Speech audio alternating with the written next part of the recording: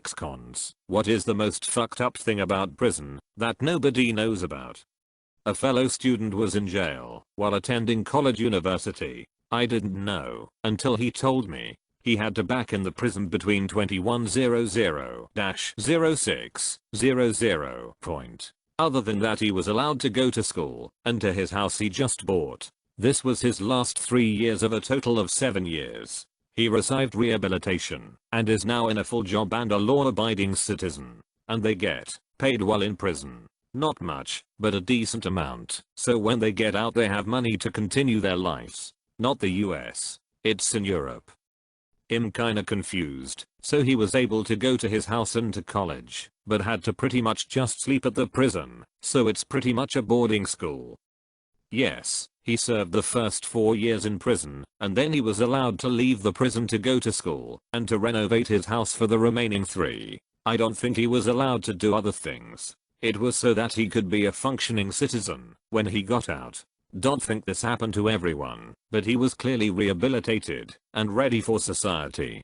Honestly, there isn't any hidden truth about prison. Everything gets covered in the movies to one degree or another. Some of it's accurate and other parts are blown out of proportion, but the basic idea is displayed. The thing that most members of the public don't get is that it's a soul-crushing and dehumanizing experience that 99% of the time just makes people worse. Our prison systems in the West aren't about rehabilitation. They're about punishment and profit. They're about appearing tough on crime, etc. And what do people have to look forward to after they have paid their debt to society? Ongoing discrimination, social isolation, etc. Basic things like getting a job, applying for a rental property, getting utilities connected. There's a good reason why recidivism rates are at 80% or so depending on how many years it takes to return.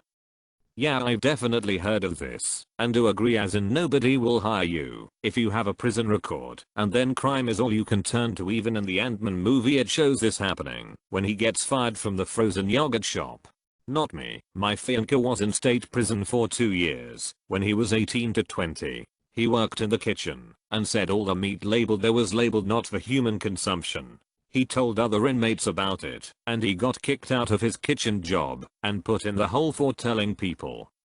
A family member got kitchen duty during his incarceration and meticulously documented every disgusting thing about the kitchen situation: moldy bread being served, cockroaches falling from the ceiling, inmate workers being told to wear plastic bread bags over their feet because they didn't have rubber boots, meat being kept at unsafe temperatures, etc. Because we knew that these complaints would be ignored if they were submitted to the warden, we ended up writing an anonymous message to the local health department, which was surprisingly acted on at 5 AM the next day in the form of a surprise inspection. It was pretty satisfying to know that these scumbags' days were ruined by the government cracking down on them for running a disgusting operation, and gave me some faith in the external reporting system.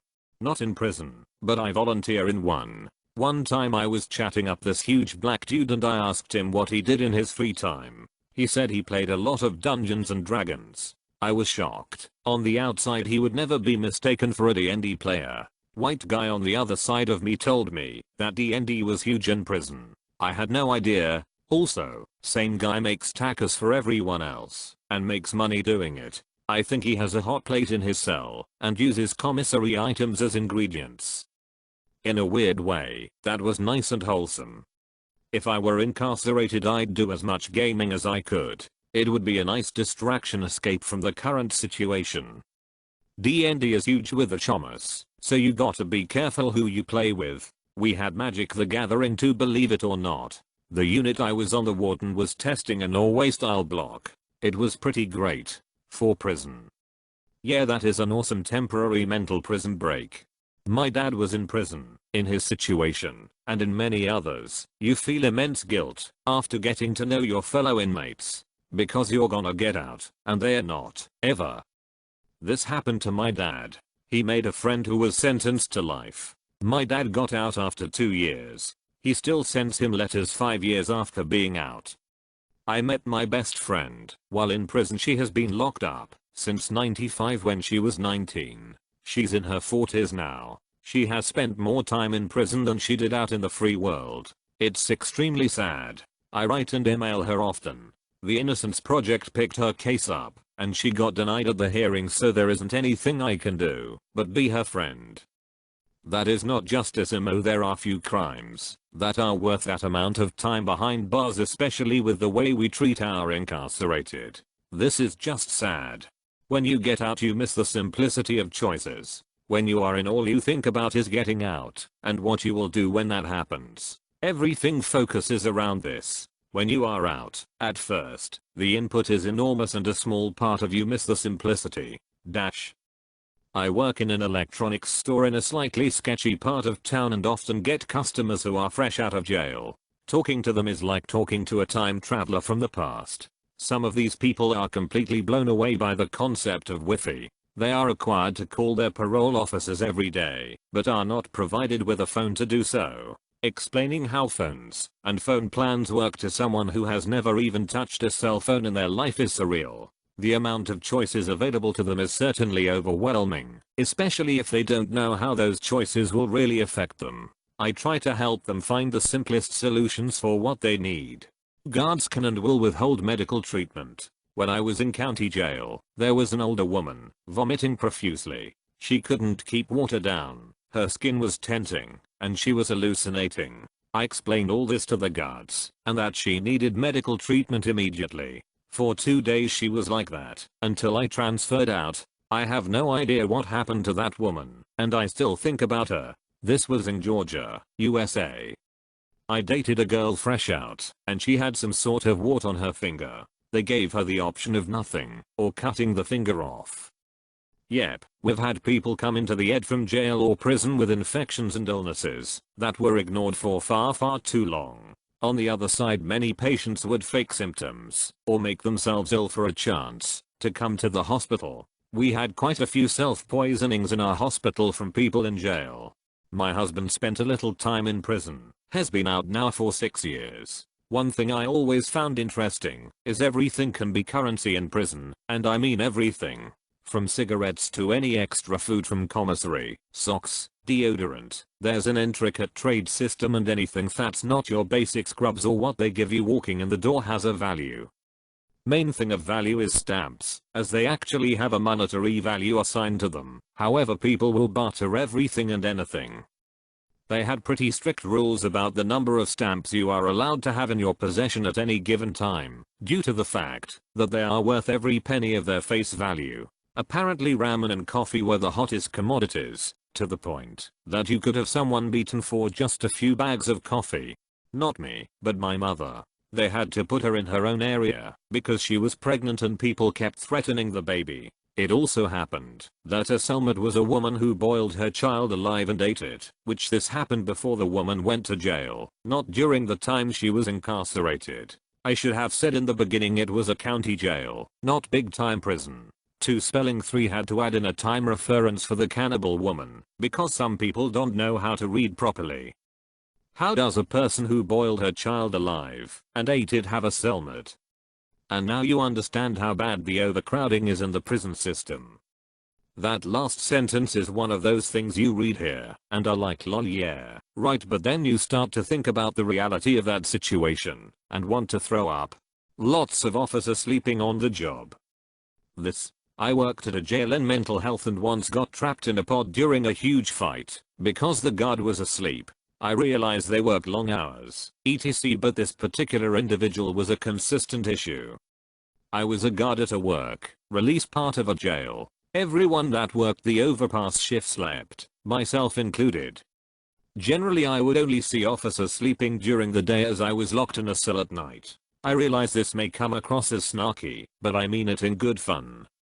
I once witnessed a fight between 2 inmates and looked over at the guard room and the guard was sleeping in his chair. The fight was over by the time he realized what was happening.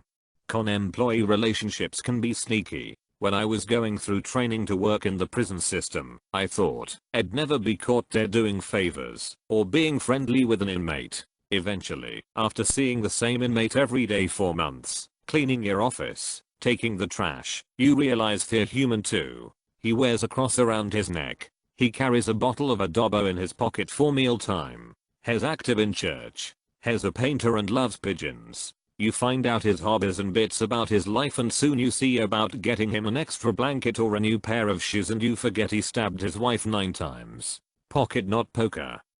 I just read the first page of a novel I can't buy yet. They take your mugshot. Last. Suddenly Lindsay Lohan's mugshot progression makes so much more sense. I guess that's why mugshots are known for looking terrible. I got a mugshot the one time I was booked, and they woke me up freezing cold, no heat in the holding cell in winter. It's CA, so winters aren't frigid, but definitely uncomfortable. My eyes were beet red, and I was shivering with my chin on my chest looking up at the camera. That picture was terrifying. If I just saw it, I'd assume I was some seriously creepy dude. Till it's beet red, not beet red. Nick Nolte. Do you mean they take it when they let you out? Was listening to a podcast on the West Memphis 3. TL. DR 3 dudes got life in prison for murdering a bunch of kids, but they were actually all innocent. One of the guys said the worst thing about prison was that during the summer, there was 1 million mosquitoes in his cell. The entire wall of his cell was red from the blood of all the dead mosquitoes he would slap and punch every day. They would be in his cell 24/7 just stinging him non-stop, while he slept, while he was taking a dump, while he was jerking off. It never ended. Most summer days he would just lay on the floor crying, wishing for death. Which podcast? I know LPOTL covered it in the past. We are allowed to fish in there, but it's not the fishing that it's trying to get some type of contraband from units down, while the doors are locked using piece of bedsheet tied around a bar bus open. Just your best fishing skills. Fishing happens through toilets. 2 cells on different levels empty their bowl, tie long ass strings up to a bag of something, paper usually, and flush at the same time, so the strings get caught together, and the receiving cell just pulls it out. You can also use the same toilets to call folks, like a telephone line. Not a con, but recently learned something. Prisoners have to pay a bill for their incarceration after being released. Sometimes massive amounts of money that they obviously don't have, which just feeds back into the circle of getting arrested again. It didn't used to be a large percent of released people, but of course, like everything, it's gone up in recent years. Yep. Jail rent. It's like $25 a day. This is concentrated in Washington state, and it's a part of the sentence. It's a fine on top of prison.